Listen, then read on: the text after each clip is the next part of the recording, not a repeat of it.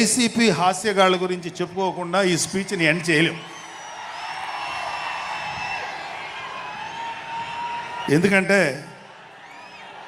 జగన్ లాంటి హాస్యనటుడు కనే కళల గురించి మీకు చెప్పాలి. ఆయన ఎలక్షన్స్ అయిపోక ముందు నిద్రలోకి వెళ్ళారు. ఇప్పటికి నిద్ర లేవాలి. అప్పుడప్పుడు నిద్రలో లేచి కలవరిస్తుంటారు. మొన్న కూడా ఒక మాట చూశారు. కళ్ళు మూసి తెరిచేలోగా 9 నెలలు అయిపోయినాయి, ఇంకెంత, ఇంకాసారి కళ్ళు మూసి తెరిచేలోపుగా 5 ఏళ్ళు అయిపోతాయి, ఆ తర్వాత అధికారం మాదే అని ఆయన మాట్లాడుతుంటే అంతకన్నా ఏ హాస్యగాడు కూడా అంత అద్భుతంగా చేయలేడు. అంత అద్భుతంగా హాస్యం చూపిస్తున్నారు ఆయన. కానీ ఆయనకి నా సలహా ఏంటంటే, సార్ మీరు నిద్రలోనే ఉండండి, అప్పుడప్పుడు కలవరించండి, తప్పులేదు. ఇంకొక 20-30 ఏళ్ల తర్వాత మీరు కల్లో నుంచి బయటికి రండి, అప్పుడు దాకా మిమ్మల్ని ఎవ్వరూ డిస్టర్బ్ చేయరు.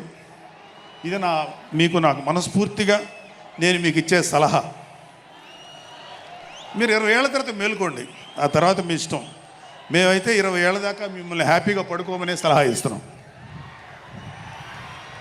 సో ఆంధ్రప్రదేశ్లో పవన్ కళ్యాణ్ గారి యొక్క చొరవతోటి ఏర్పాడైనటువంటి ఈ కూటమి ప్రభుత్వం ఎన్ని చోట్ల ఎంత పెద్ద సక్సెస్ అయిందో, ఎంత 164 సీట్లు సాధించే దిశగా ఆయన ఎంత కష్టపడ్డారో మనందరికీ తెలుసు. అయితే మా అదృష్టం ఏంటంటే ఇక్కడ పిఠాపురంలో జరుగుతుంది కాబట్టి పిఠాపురంలో ఎలక్షన్స్ ఎలా జరిగినాయో ఒక 2 మాటలు చెప్పకపోతే, నేను పిఠాపురంలో పనిచేసి పిఠాపురం అభిమానుల యొక్క అభిమానాన్ని చూరుకున్న పవన్ కళ్యాణ్ గారికి, అలాగే పిఠాపురం యొక్క జన సైనికులకి, పౌరులకి నేను కృతజ్ఞత చూపించినట్టు అవుతుంది. సో వాళ్ళ కోసం ఈ 2 మాటలు మాట్లాడుతున్నాం. సో పవన్ కళ్యాణ్ గారు పిఠాపురంలో మమ్మల్ని పనిచేయమన్నారు. అంటే నన్ను, మా ఫ్రెండ్ అజయ్ గారిని, అలాగే మర్రెడ్డి గారిని, రత్నం గారిని, శంకర్ గౌడు, మహేంద్ర, పంచకర్ల సందీపు, ఇలా మాకందరికీ పిఠాపురంలో పనిచేసే అవకాశం ఇచ్చారు. మేము పని మొదలెట్టిన తర్వాత మాకు అర్థమైంది ఏంటంటే, పవన్ కళ్యాణ్ గారికి ఆల్రెడీ ఇక్కడ విజయం ఖరారైంది. మనం ఓన్లీ పని చేస్తున్నట్టుగా ఉండడమే తప్ప మనం కొత్తగా చేయాల్సిన పని ఏమీ లేదు అని చెప్పి నాకు అర్థమైంది. నాకే కాదు మా అందరికీ అర్థమైంది. సో మేము దీన్ని ఎంత గొప్ప అదృష్టంగా తీసుకుంటున్నామంటే, పవన్ కళ్యాణ్ గారు మీరు పని చేసేటువంటి మేము ఇక్కడ ఏదో పని చేసాం అనే తృప్తి మాకు ఇవ్వటం కోసం ఆయన మమ్మల్ని అపాయింట్ చేశారు తప్ప ఆయన గెలుస్తారన్నది, ఆయన అఖండ విజయం సాధిస్తారని ఆయనకు ముందే తెలుసు. కానీ ఆ సాటిస్ఫాక్షన్ మాకు ఇవ్వడం కోసం మాకు ఈ అవకాశం ఇచ్చారు. అయితే అది మా అదృష్టంగానే ఫీల్ అవుతున్నాం. చంద్రుడికో నూలు పోగులాగా ఆయన పడిన కష్టానికి ఒక చిన్న పని చేసామనే తృప్తి అయితే మాత్రం మాకు నిజంగానే ఉంది. అయితే ఇక్కడ పిఠాపురంలో పవన్ కళ్యాణ్ గారు అఖండ విజయం సాధించడానికి 2 ఇంపార్టెంట్ ఫ్యాక్టర్స్. ఒకటి మన ప్రెసిడెంట్ జనసేనాని పవన్ కళ్యాణ్ గారు అయితే, రెండో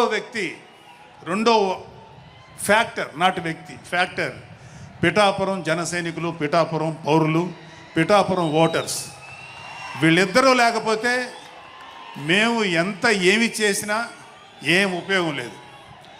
సో మాలో ఇంకెవరైనా సరే పవన్ కళ్యాణ్ గారి విజయానికి నేనే దోహదపడ్డాను అని ఎవరన్నా అనుకుంటే అది వారి కర్మ, అంతకంటే ఏం చేయలేం. సో ఇక్కడ మన ప్రెసిడెంట్ పవన్ కళ్యాణ్ గారికి ఆయన గురించి చెప్పడానికి ఒక ఇంపార్టెంట్ విషయం చెప్పాలి.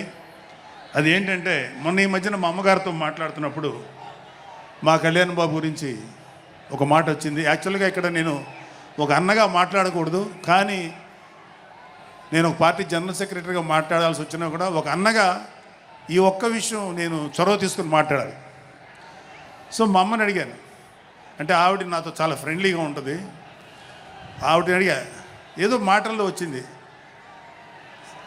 అమ్మ మమ్మల్ని అంటే ఏ తల్లి అయినా ఒక ఆడతల్లి ఒక స్త్రీమూర్తి బిడ్డను కనేటప్పుడు చాలా నొప్పులు పడుతుంది, అది ఒక పునర్జన్మ అంటారు. అలాంటిది నేను మా అమ్మని అడిగా, నేను పుట్టినప్పుడు ఏమన్నా పెయిన్స్ అనుభవించావమ్మా అని. మా అమ్మ అంది, నువ్వు పుట్టినప్పుడు నేను అనుభవించినది పెయిన్స్ భూమి మీద ఆడది అనుభవించలేదు, అంత కష్టం పెట్టేవాళ్ళు. అది మా అమ్మ చెప్పింది నా గురించి. సరే కళ్యాణ్ బాబు ఎలాగా అన్న.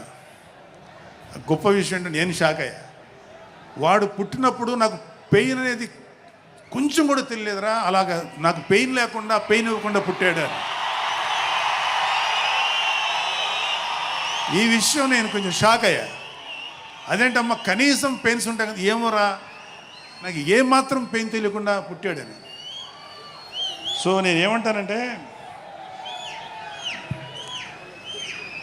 పుట్టేటప్పుడు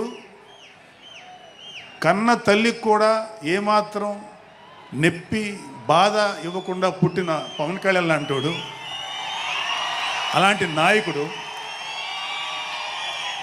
ఈ కూటమి భాగస్వామ్యంలో ఉప ముఖ్యమంత్రిగా ఉన్న నాయకుడు ప్రజలకి ఎందుకు బాధలు రానిస్తాడు? వాళ్ళకి ఏ బాధలు కష్టాలు రాకుండా గుండెల్లో పెట్టుకొని చూసుకుంటాడు. అది మనం కళ్ళారా ఈరోజు చూస్తున్నాం. ఇప్పుడు మనం చూస్తున్నది ఆవగింజలో అరవంతు మాత్రమే. కూటమి భాగస్వామ్యంలో పవన్ కళ్యాణ్ గారి భాగస్వామ్యంలో జరుగుతున్న కూటమి ప్రభుత్వం పరిపాలన ఆవగింజలు అరశాతమే. ఇంకా చాలా ఉంది. ఇప్పుడు చూస్తుంది just tip of the iceberg. అద్భుతమైన పరిపాలన మనకు రాబోతుంది. రాబోయే 20 ఏళ్లలో ఆంధ్రప్రదేశ్ ఒక స్వర్ణయుగం చూడబోతుంది. ఎందుకంటే ఎప్పుడో స్వాతంత్రం రోజుల్లో కొంతమంది మహానుభావులు పుట్టారు. అలాంటి వ్యక్తి ఈరోజు పుట్టడం, ఈరోజు మన ముందు ఉండటం మన అదృష్టం. అలాంటి వ్యక్తి దగ్గర పని చేయడానికి ఇగో ఈ స్టేజ్ మీద ఉన్న ప్రతి ఒక్కళ్ళం గర్వంగా ఫీల్ అవుతున్నాం. మాకు పదవులు వచ్చినా రాకపోయినా ఆయనకి సేవ చేస్తాం. నేనేమంటానంటే, మీరందరూ తెలుసుకోవాల్సింది, మీరు పవన్ కళ్యాణ్ అంత గొప్పవాడు కండి, తప్పులేదు. రాకపోతే అంతగా అవ్వలేకపోతే ఒక గొప్పవాడికి అనుచరుడిగా మారండి, ఏదైనా మంచిదే. నేను ఆ పని చేశాను. రెండో పని, పవన్ కళ్యాణ్ గారు అంత గొప్పగా నేను అయ్యే దమ్ము లేదు, కానీ ఆయనకి అనుచరుడిగా మాత్రం నాకు అవకాశం ఇచ్చారు. అది నేను చాలా సంతోషపడతాను. ఎందుకంటే ఇవాళ కళ్యాణ్ బాబు లాంటి వ్యక్తి, ఇక్కడ ఉన్నటువంటి మా నాయకులు ఎవరైనా సరే, మేము చూస్తున్నది కేవలం ఒక జనరేషన్ కాదు, రాబోయే 3-4 జనరేషన్స్. అంటే మీరు, మీ పిల్లలు, మీ గ్రాండ్ చిల్డ్రన్ ఎంత మంచి ప్రపంచాన్ని చూడాలి, ఎంత మంచి జీవితాన్ని చూడాలి, ఎంత చక్కటి అవకాశాలు రావాలి అనేటువంటి ఆలోచనతోటే ముందుకెళ్తున్నాం. ఖచ్చితంగా రాబోయే